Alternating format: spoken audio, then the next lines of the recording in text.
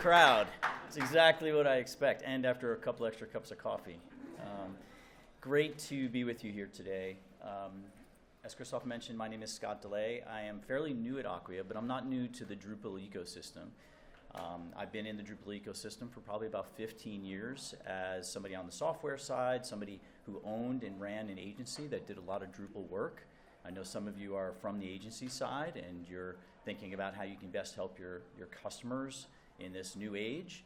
So I've been in your shoes a bit, and now being at Acquia, I think about how can our software help our partners? How can our software help the Drupal community to evolve in this new AI era? So super excited to share a few ideas with you. And if it's okay, I'd like some audience participation throughout, all right? Might as well, because the Drupal community is fantastic for sharing, and so we might as well make this a session about sharing some information where we can. Sound like a decent idea? Yeah. Okay, fantastic.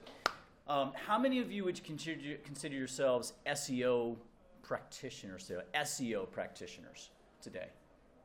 Okay, about 10 or 15 people.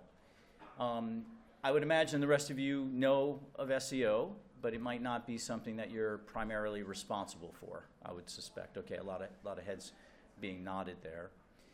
Well, with this age of AEO, which I'm going to define and we'll talk about, if you're on the technical side, if you're a developer, there's good news. You've always been important, you become even more important today and into the future. So we'll talk about how that is. If your brand and your site depends on organic search traffic in any way, which by the way it does, so even if you're not an SEO practitioner, your business is highly dependent upon traffic from search engines. It's important. It's the way people discover and find you and buy things from you. So even if it's not part of your day-to-day job, it is important to your clients or your employers. And this critical source of traffic is estimated by Gartner that it's going to go down by 50% over the next couple years. Think about if your income went down by 50%, your personal income went down over 50% in the next 2 years. You'd be pretty startled. And so if you're responsible for your business or you have customers that depend on making money, which all of us do, then this is something that should startle you a bit. Let's talk about the difference in SEO. SEO, search engine optimization. We're all used to this, obviously. AEO is answer engine optimization.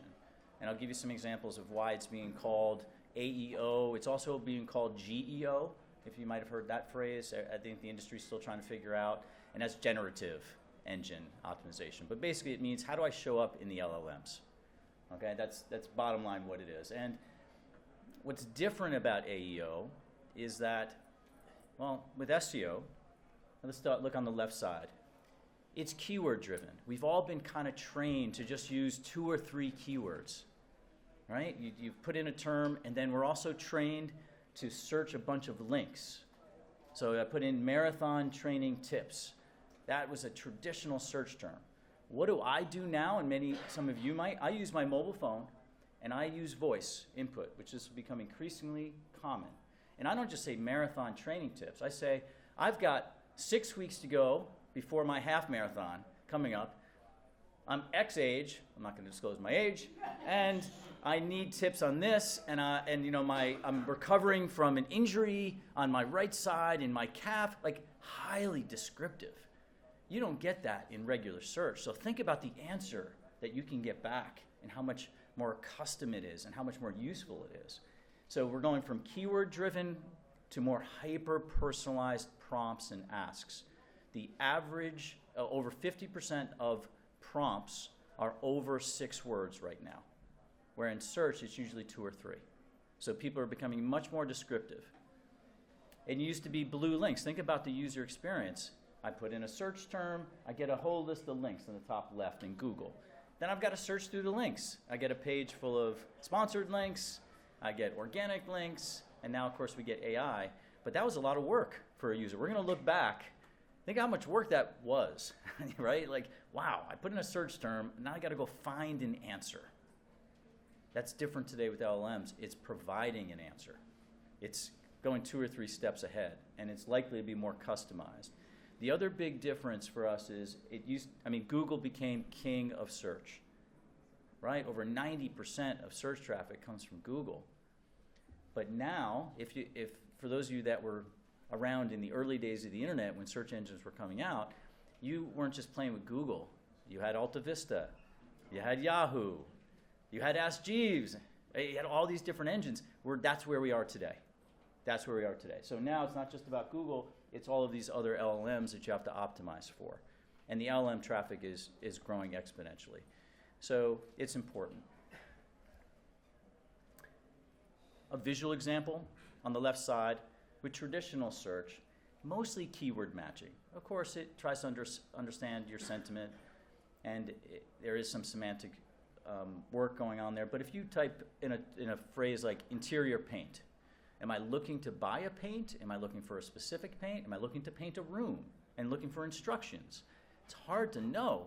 And today on the left, you have to figure it out, and the search engines are trying to give you different tools to figure it out. That's a lot of work. It's a lot of work for the marketer, for the developer, for the content writer, a lot of work for the technology to get it right. And then for the user, that experience not much fun either. Then I got to go to those 10 links and click around. Not great. Not a great user experience. We're on the right side, it's more of this 3D semantic matrix and an entire database of semantic connections that the LLMs are able to connect to not just a keyword, but to understand your intent. And they're learning because they have memory. So now it kind of knows who you are. If you ever want to know what it thinks of you, just ask it. Actually, you can go to your LLM, go to ChatGPT, and ask it what it knows about you. You're going to be pretty surprised. So it knows a lot about you, and it can provide a more specific response to you. A little bit on the underworkings of how it comes up with an answer. If I say, I want top vendors for facilities management. All right, well, it's going to go to its training data, which are the models that are updated periodically. And those are getting exponentially smarter. Then it may go do a search. How many people are seeing a huge increase in bot traffic on your sites? Yeah, I don't know if everybody raise your hand. It's astronomical, and some of that bot traffic is coming from the LLMs indexing your content. Some of it's coming because it's just doing a search to augment the content it already has. So that's what's happening there. Google has some of that search content already. Claude kind of goes out and finds some fresh content. Each engine does it slightly different. It will analyze the search data if it thinks it needs to go get it. It will then put it up into the LLM content and then give you a bespoke answer. No one else gets the exact same answer you get when you ask a question. And if you went and asked it again, you probably don't get the same answer. So with keywords, you would optimize for a keyword and the same 10 links show up. Now, the same phrase that you put in gets a different result. So it's a little bit like a moving target. And we're going to talk about what you can do to optimize for that type of situation, because it is different. It's not necessarily worse, it's just different. What matters? Authoritative content matters. What do we mean by authoritative content? Well, in today's social media world, that means things like Reddit. That is highly ranked for LLMs because it's peer-reviewed. If you have communities for your brand, really valuable content, it's considered authoritative. So now it's not about how many keywords do I have in my copy and how many backlinks. It's actually, is this an authoritative domain, an authoritative source? And so community type sites or very well-known publishers tend to show up more favorably in the LLMs. The content also has to be structured. So in the past, you had a search engine spider, and this still happens, right? Search engine spider goes to your site. It picks up snippets of content, keywords, metadata, and it says, okay, thank you. We kind of get an idea what your site's about. It doesn't go deep.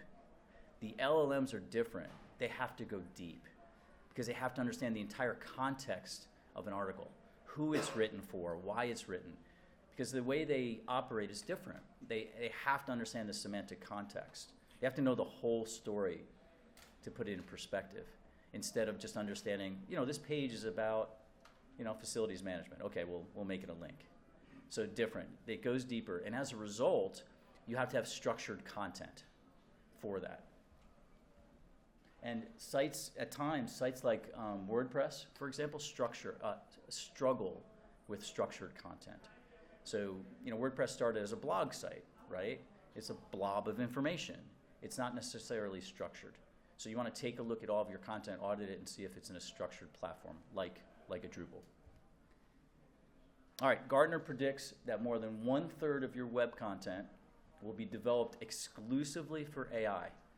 So in general, you've been producing and publishing content as a developer or otherwise for a human being and for a search engine. Increasingly, it's going to be for AI bots. You're seeing your bot traffic go up. You're designing for them, technically and content. You have to be thinking them as a primary audience for you. And for most people I speak with, they're a little frustrated with this. They said, wow, I've just learned SEO. I spoke with a woman who manages all of a major cruise line's content, both social media and blog.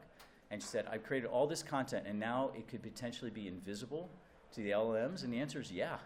It could be either invisible or irrelevant for the LLMs.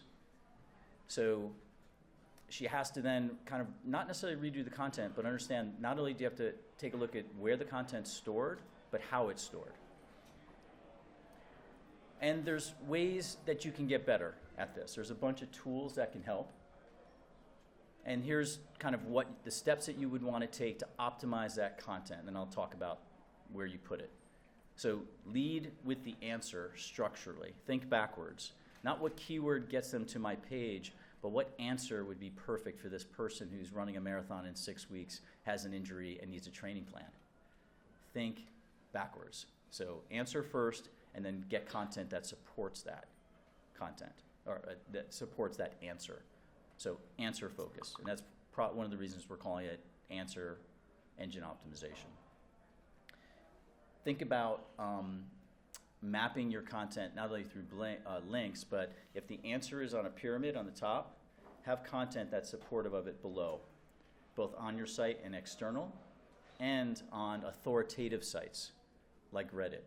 In fact, we're finding that YouTube, if YouTube references your site, it does particularly well. Interesting, right? It's social media content, it's viewable, and that's doing fairly well in LLMs as well.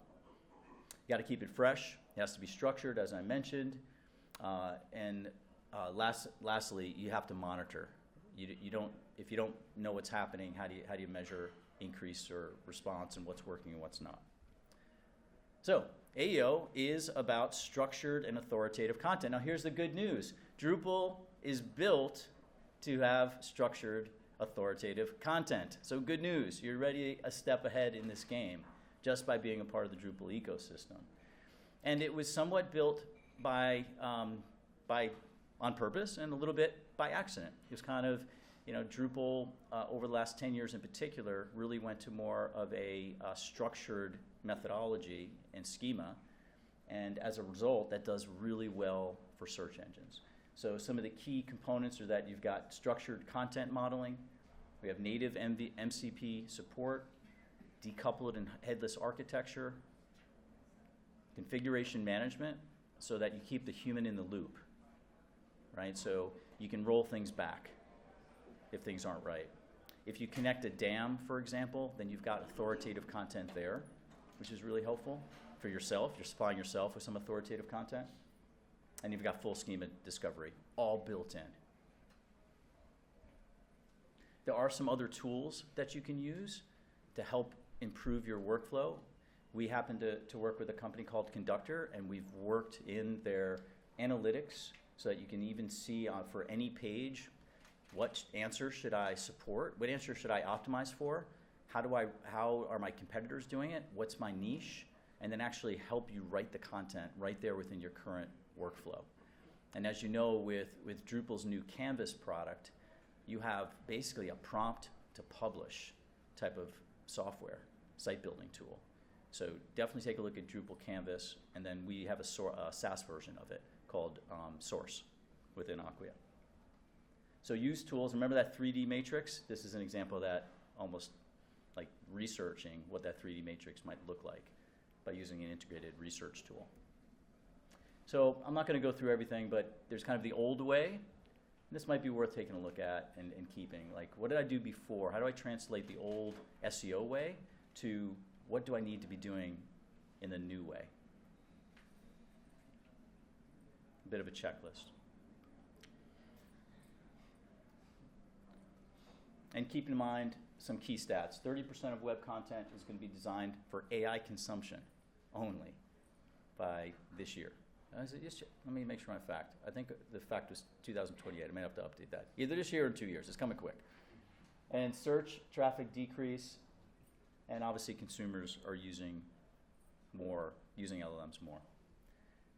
Not all bad news though.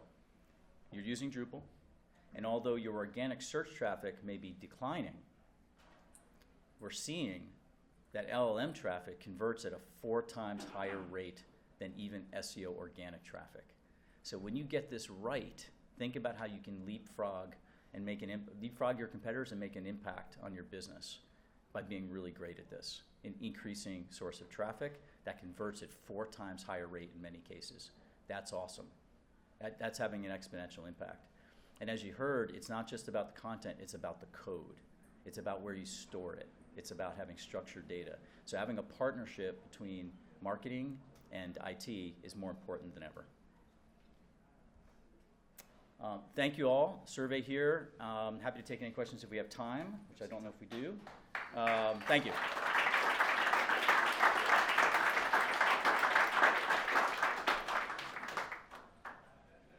Any questions? Question in back, yep.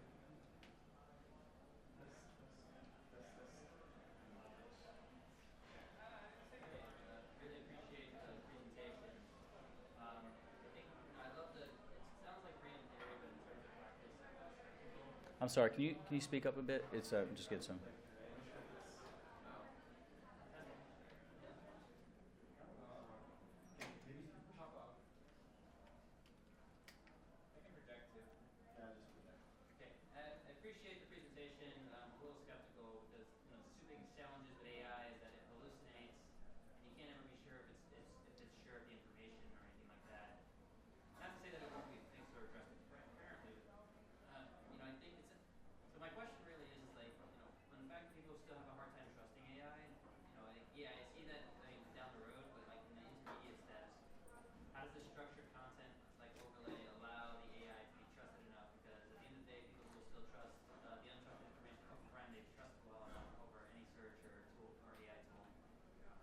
Okay, so I think the question is a little bit of skepticism around the quality of the answer that you get within LLMs.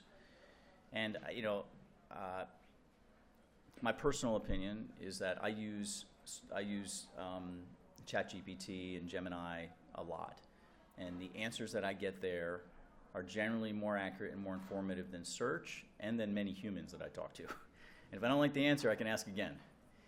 That's it, there's an advantage. So I see utility in it personally, and the statistics and data shows that more and more people are using it every single day. So I think it's pretty good today. It's only going to get better.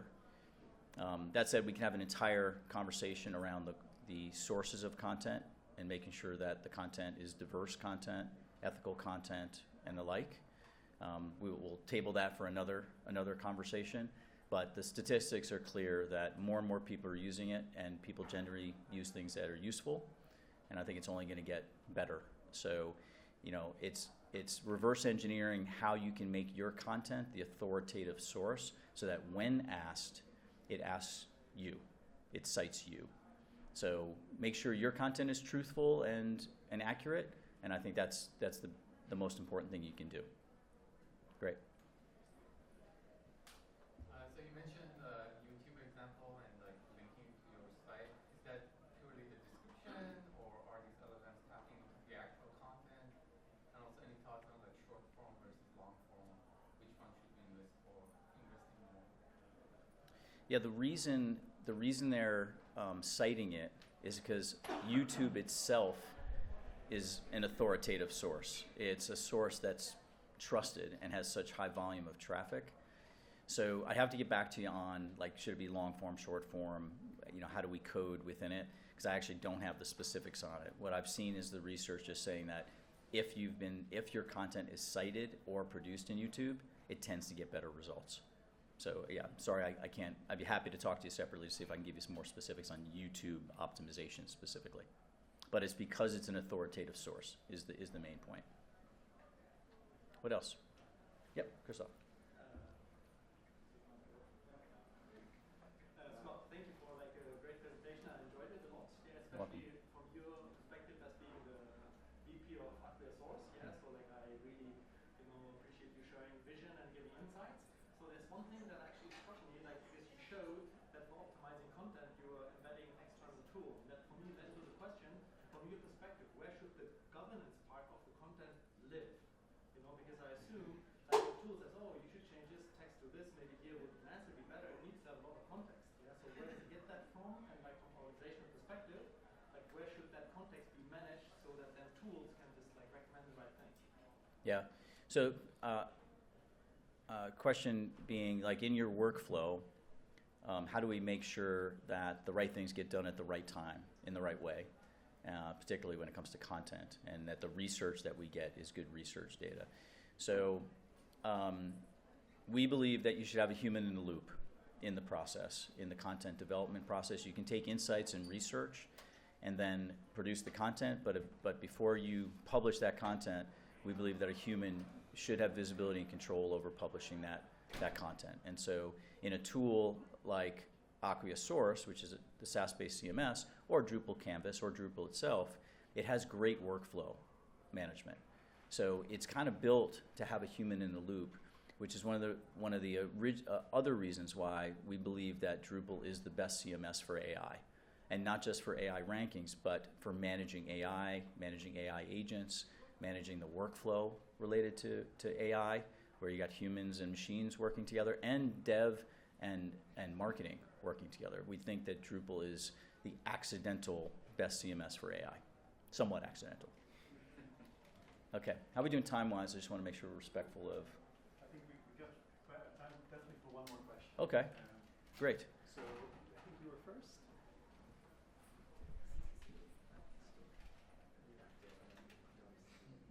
Thank you. I'm not sure it works. Yeah. So you talked about authoritative content. So how can you check your reputation, so to speak, for your website? And also, do you have a good understanding of how it arrives at what is authoritative and what is not? Because YouTube and Reddit seem to be the opposite in a lot of ways. Yeah. So the question is, how do you know what's authoritative and maybe in what order? Generally now the LLMs do not publish their rules, so you have to intuit this from trial and error in doing research. And a couple ways that you understand, I'll answer the first question. A couple ways that you understand where you rank is if you do SEO today, you check keywords, and then it goes out, searches all the engines, and tells you where you rank and where your competitors rank. It's a similar process for LLMs. You have a topic or an answer, and then it'll go out and it regularly queries the LLMs to tell you where you rank. Very similar, just different. One's how do I rank for this answer? The other's how do I rank for these keywords? As far as what's authoritative, it's a moving target. I can just tell you what research is showing, and it's things like Reddit. It's also going to be different based upon your topic and your audience. But community sites, your own branded or third-party community sites, tend to be trusted. Anywhere there's some type of peer review, authoritative peer review of content, seems to rank well. That includes commercial communities like Reddit, and some would say, YouTube is a video community, right? I mean, that's the construct of it. And so they're able to get some data on how much views, how much it's shared, where it's hosted, so it looks at all of that data to say, well, this is a source that people think is pretty important, so we're going to think it's pretty important. Okay. I heard also that